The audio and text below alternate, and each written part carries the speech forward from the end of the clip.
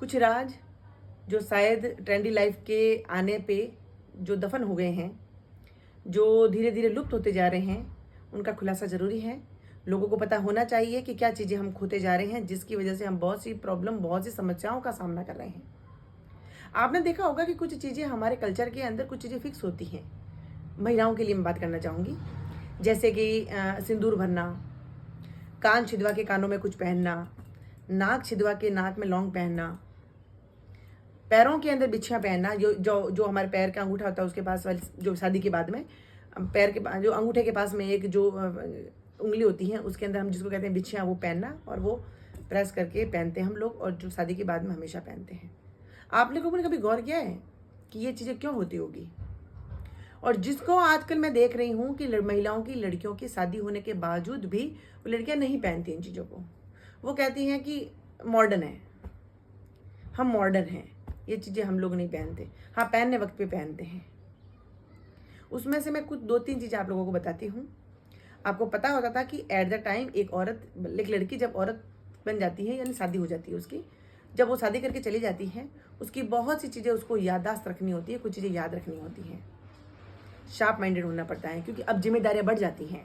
अब एक लड़की से वो बहू बन गई और बहू से अब वो माँ बन जाएगी।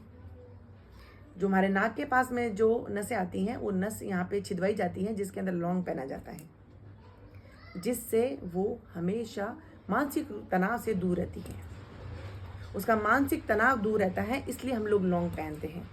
कभी आप लोगों ने सोचा है कि लौंग यहाँ भी तो पहन सकते थे, यहाँ भी पहन सकते थे, हाथ में यहाँ भी पहन सकते थे, चमड़ी तो सब जगह थी, तो कहीं भी पहन सकते थे, यहीं क्यों पहनते हैं?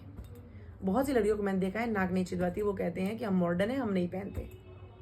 दूसरी बात, आपने देखा होगा कि आजकल लड़कियों में, महिलाओं में बच्चे नहीं होना, या जो पीरियड्स आते हैं उसमें बहुत सारी प्रॉब्लम्स आने लग गई हैं, जिसके लिए बहुत सारे ट्रीटमेंट चलते हैं, जिसकी वजह से यूट्रस इतनी डैमेज हो जाती है कि उसको बाहर निकालना पड़ता है। मैं ये बता देती हूँ आपको कि जो पैर के अंदर बिछियाँ पहनी जाती हैं, कभी सोचा होगा आप लोगों ने भी कि हमारी संस्कृति के अंदर शादी के बाद में बिछियाँ क्यों पहनी जाती हैं? क्योंकि जो अंगूठे के पास में जो फिंगर होती हैं और उसके मिडिल पोर्शन में हम लोग प्रेस करके जो बिछियाँ पहनाई जाती हैं शादी में, इसका कनेक्शन सीधा से सीधा यूट्रस पे होता है। जो माहवारी आती हैं, वो माहवारी हमेशा साफ आती है, क्योंकि नस जो होती है वो प्रेस होकर रहती है, दबी रहती है, जिसकी वजह से कंप्रेस बनता है, और उसकी वजह से माहवारी साफ आती है हमेशा। किसी प्रकार की यूट्रस के अंदर गंदगी नहीं रहती, और यूट्रस हमेशा क्लीन रहती है, और जो कि पहले कभी ऐसे नहीं आते थे। और पहले हमेशा ये माहवारी संबंधित समस्याएं पहले औरतों में नहीं होती थी पुराने समय में, क्योंकि शादी के बाद में बिछिया जो पहनाई जाती थी वो मरने के दम पे ही खुलवाई जाती थी, उससे वो कभी नहीं खोलती थी, वो सुहाग कहलाता था। ये चीजें होती हैं जो हम लोग नहीं मानते हैं। ये चीजें होती हैं मानसिकता को क्लियर करने के लिए नाक छिदवाया जाता था और लौंग पहनती थी। आजकल की बहुत बच्चियां नहीं पहनती हैं। तो समस्या कैसी हो रही है आप जानते हैं। पैरों में पहनने की वजह ये थी, इसीलिए यूट्रस में प्रॉब्लम पहले नहीं होती थी। आज की में हर बच्चों की समझ में आए, आज पीरियड्स के अंदर बच्चों को प्रॉब्लम होती है। जब शादी हो जाती है उसके बाद में, ये बच्चा बनने के समय उसको प्रॉब्लम आती है, और जब ये दब के रहती हैं तो नहीं होती हैं, उनको आराम से माहवारी भी आती हैं, और जो भी है प्रोसीजर है, जो बच्चा कंसीव होता है वो आराम से होता था, कोई प्रॉब्लम नहीं होती थी इसमें। तो ये सब चीजें समझनी है, ये सब चीजें हमारी संस्कृति से जुड़ी हैं, और ये साइंटिफिकली भी प्रूव्ड है कि ये चीजें सही हैं। ये कोई शो ऑफ करने के लिए नहीं है, या बाहरी सुंदरता को बढ़ाने के लिए नहीं है। पहले के, आज के समय में पनिशमेंट दिया जाता, पहले के समय में 2 पनिशमेंट दिए जाते थे।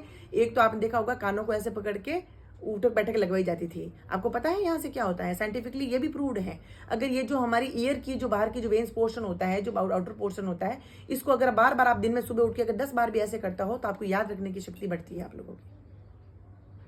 अब आप जब भी बैठते हैं, आपके बच्चे को ऐसे से ऐसे करेंगे, या बच्चा खुद अपने आप को ऐसे बाहर के पोर्शन को, ये जो बाहर वाला पोर्शन है, इसको अगर ऐसे दबाते रहते हैं, तो हमारी याद रखने की शक्ति बढ़ती है। इसीलिए जब गलती होती थी, टीचर कहता था कि कान पकड़ो और उठक बैठक लगाओ, यानी कानों का खिंचाव होता था। 10 बार अगर कान खींचते थे तो वो कभी भूलेगा नहीं। हाथों की वेन्स जो होती हैं, ये डल हो जाती है, एलर्जी का कारण होता है। इसके ऊपर स्टिक लगाई जाती थी ताकि वो जागृत होती थी नसें, और जागृत होने के साथ में बच्चा एनर्जेटिक बनता था, इसीलिए उसकी स्टिक लगाई जाती थी।